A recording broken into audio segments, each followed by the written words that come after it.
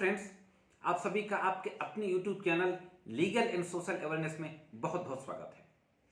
आज की वीडियो में मैं बात करने जा रहा हूं न्यू लेबर लॉज के बारे में। हाँ दोस्तों, आपको पता होगा कि अभी पिछले दिनों 26 नवंबर को हिंदुस्तान की तमाम ट्रेड यूनियंस में, जिसमें से कि डाकखाना, लाइफ इंश्योरेंस, बैंक्स, इन तमाम विभागों के कर्मचारी शामिल थे। इन सभी ट्रेड यूनियंस ने जो भारत सरकार के द्वारा जो नए लेबर लॉज बनाए गए हैं उनके विरोध में एक दिन की सांकेतिक स्ट्राइक की थी। तो आज देखते हैं कि नए जो श्रम कानून बनाए गए हैं उनमें क्या बदलाव किए गए हैं और वो कौन से महत्वपूर्ण श्रम कानून हैं जिनको भारत सरकार के द्वारा खत्म कर दिया गया है। तो इसी के बारे में बातचीत करते हैं और देखते हैं कि संपूर्ण जानकारी क्या है। दोस्तों, हिंदुस्तान के अंदर कम से कम 50 से 60 ऐसे लेबर कानून हैं जो कि बहुत महत्वपूर्ण कानून थे और यह कानून आज़ादी के पहले से लेकर के और आज़ादी के बाद तक लगातार बने हैं। पिछले दिनों सरकार लगातार पिछले वर्ष से यह चर्चा कर रही थी कि श्रम कानूनों में बदलाव करना है और प्रधानमंत्री जी के कई स्पीचेज में, कई भाषणों में आपने सुना भी होगा कि हमने सैकड़ों कानूनों को बदल दिया। उन्हीं में से भारत सरकार के द्वारा लगभग 30 श्रम कानूनों को हटा करके, यानी उनको सबको खत्म करके, और 3 नई संहिताएं बनाई गई हैं। एक संहिता 2019 में बनाई गई थी और बाकी 3 संहिता अभी सितंबर 2020 में पार्लियामेंट ने इनको पास किया है।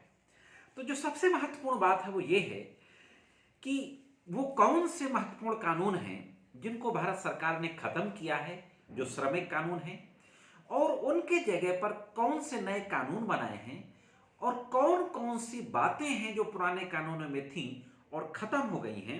एक एक करके इस बारे में जानकारी करते हैं। सबसे पहले देखते हैं कि 2019 में कौन सा कानून था जो भारत सरकार के द्वारा बनाया गया था और किन कानूनों को रिप्लेस करके ये नया कानून बनाया गया था।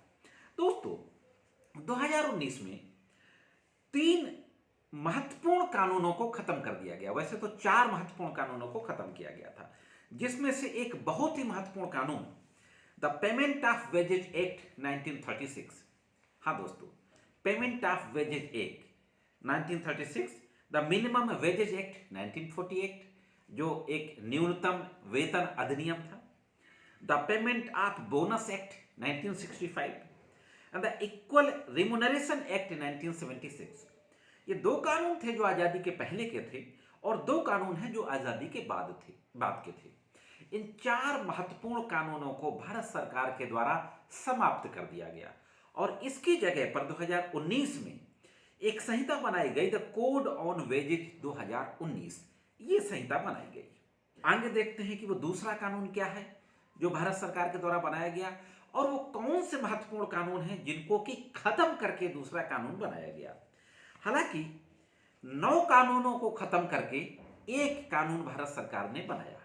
उन 9 कानूनों में, सारे 9 कानूनों का नाम नहीं लूंगा, लेकिन 9 कानूनों में से जो महत्वपूर्ण कानून हैं उनको देखते हैं कि वो 2-4 महत्वपूर्ण कानून कौन कौन से हैं। एक तो provident fund act 1952, the maternity benefit act 1961, the payment of gratuity act 1972, employment exchange compulsory notification of vacancies act 1959। इन सारे कानूनों को भारत सरकार ने समाप्त कर दिया। इनकी जगह पर एक नया कानून बनाया, the code on social security act 2020। हाँ दोस्तों, the code on social security act 2020 एक यह कानून बनाया। अगला जो कानून है उसमें से जो महत्वपूर्ण कानूनों को जिनको खत्म किया है भारत सरकार ने, वह कानून खत्म करने वाले the trade union act 1926, trade union act को खत्म कर दिया गया। The industrial employment standing orders act 1946 बहुत ही महत्वपूर्ण कानून था जो लेबर्स के लिए नियम बनाने की गारंटी देता था, जो स्टैंडिंग ऑर्डर्स बनाने का प्रावधान करता था। द इंडस्ट्रियल डिस्प्यूट एक्ट 1947, किसी भी कर्मचारी को बिना किसी नोटिस के, बिना किसी रीजनेबल रीजन के अगर फैक्ट्री मालिक के द्वारा निकाल के बाहर कर दिया जाता था तो वो उसके खिलाफ मुकदमा कर सकते थे। द इंडस्ट्रियल डिस्प्यूट एक्ट खत्म कर दिया गया। इसको खत्म करके एक नया कोड बनाया गया, द इंडस्ट्रियल रिलेशन कोड 2020। हाँ दोस्तों, इंडस्ट्रियल रिलेशन कोड 2020 ये बनाया गया। इसके बाद 13 कानूनों को समाप्त करके एक और कानून बनाया गया। उन 13 कानूनों में से जो महत्वपूर्ण कानून है, factories act 1948, contract labour regulation and abolition act 1970, dock workers act 1986, इस तरीके से कई महत्वपूर्ण 13 कानून हैं, उन सबको समाप्त कर दिया गया और उनकी जगह पे बनाया गया था occupational safety health and working condition code 2020। ये कानून बनाया गया। अब विवाद किस बात को लेकर के है, मजदूर इन नए कानूनों का विरोध क्यों कर रहे हैं, जबकि सरकार कह रही है कि हमने श्रम सुधार किया है इन कानूनों के जरिए। दोस्तों, जो एक कानून मैंने बताया, जो trade union act, industrial employment act वगैरह को खत्म करके जो बनाया गया है, the industrial relation code 2020, trade union act, industrial dispute act, इनको खत्म करने से कौन सी महत्वपूर्ण चीजें हैं जो खत्म हो गई?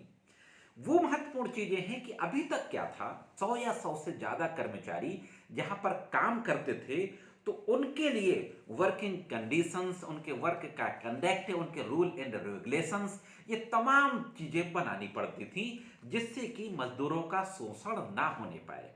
और फैक्ट्री मालिक बिना सरकार की परमिशन के इनको निकाल नहीं सकता था, यानी इनकी छटनी नहीं कर सकता था। अब इस प्रावधान को समाप्त कर दिया गया। नई संहिता में क्या लाया गया? इस 100 की जगह 300 कर दिया गया।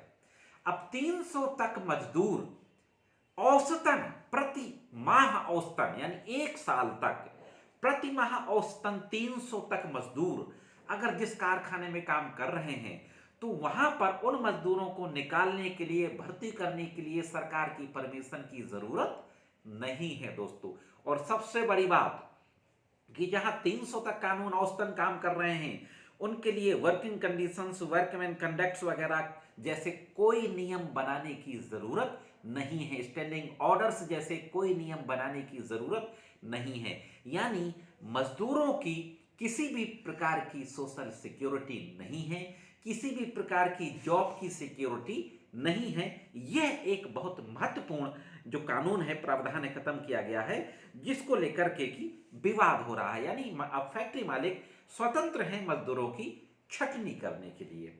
अब जो तीसरा प्रोविजन है जिसको लेकर के विवाद हो रहा है, वो प्रोविजन था ट्रेड यूनियन एक्ट में, इसको खत्म किया गया। ट्रेड यूनियन एक्ट में अभी क्या था कि 6 वीक पहले अगर मजदूरों को कोई डिमांड्स होती थी, उनको एजिटेशन करना होता था। आपको मालूम है कि संगठन बनाना और किसी संगठन का लोकतांत्रिक तरीके से विरोध प्रदर्शन करना यह संवैधानिक अधिकार होता है, मौलिक अधिकार होता है, fundamental right. Trade union act में था कि अगर कोई ट्रेड यूनियन अपनी किसी डिमांड्स को लेकर कोई एजिटेशन करना चाहती है तो 6 हफ्ते पहले उसका नोटिस देगी फैक्ट्री मालिकों को। अब 6 हफ्ते की जगह 60 डेज कर दिया गया। 60 डेज, हाँ दोस्तों, अब 60 दिन का नोटिस देना होगा। और अगर उन डिमांड से संबंधित डिस्प्यूट किसी ट्रिब्यूनल में विचाराधीन है तो किसी भी प्रकार की स्ट्राइक वगैरह नहीं की जा सकती है। और ट्रिब्यूनल से अगर वो केस डिसाइड किया जा चुका है तो निस्तारण की तारीख से 60 दिनों तक किसी भी प्रकार की स्ट्राइक नहीं की जा सकती है दोस्तों। तो इससे क्या होगा कि ट्रेड यूनियंस के जो अधिकार हैं, जो उनके डेमोक्रेटिक राइट्स हैं, वो कमजोर होंगे। मजदूरों को जो एक अधिकार है अपनी लड़ाई लड़ने का, सड़क पर आकर लोकतांत्रिक तरीके से, वो लड़ाई लड़ने का अधिकार उनका कमजोर होगा, यानी मैं यूं कहूं कि खत्म होगा दोस्तों। यह एक बहुत बड़ा प्रोविजन है जो खत्म कर दिया गया दोस्तों। न्यूनतम वेतन जो तय किया जाता था उससे संबंधित प्रावधान खत्म कर दिए गए। पेमेंट ऑफ वेजेज एक्ट में तमाम तरीके के जो प्रावधान थे उनको खत्म कर दिए गए। और इसी के साथ साथ एक अच्छी बात यह कही गई है कि मजदूरों के लिए नेशनल सोशल सिक्योरिटी बोर्ड बनाने की बात कही गई है। यह एक अच्छी बात है कि नेशनल सोशल सिक्योरिटी बोर्ड बनाया जाए। तो यह एक बहुत बड़े अमूलचूल परिवर्तन श्रमिक लॉ में, लेबर लॉज में किए गए हैं। यह थी एक महत्वपूर्ण जानकारी जिसको मैंने आप तक पहुंचाना जरूरी समझा। दोस्तों आज की वीडियो में सिर्फ इतना ही। इन जो नए कोड हैं लेबर लॉ से संबंधित, इनके जो स्पेसिफिक प्रोविजंस हैं उनके बारे में विस्तार से किसी और वीडियो में बात करूंगा। आज की वीडियो में सिर्फ इतना ही। मिलते हैं किसी अन्य वीडियो में कानून की कुछ अन्य जानकारियों के साथ। तब तक कानून के विभिन्न तरीके की जानकारियों के लिए देखते रहें लीगल एंड सोशल अवेयरनेस।